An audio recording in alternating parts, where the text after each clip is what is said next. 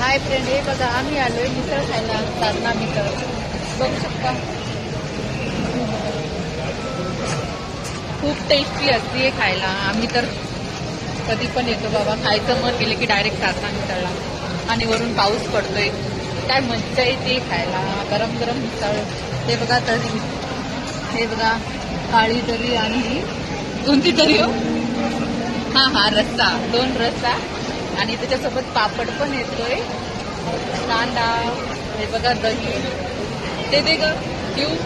हे काय मसाला ताक बघू शकता तुम्ही. एवढी भारी लागते ना खायला.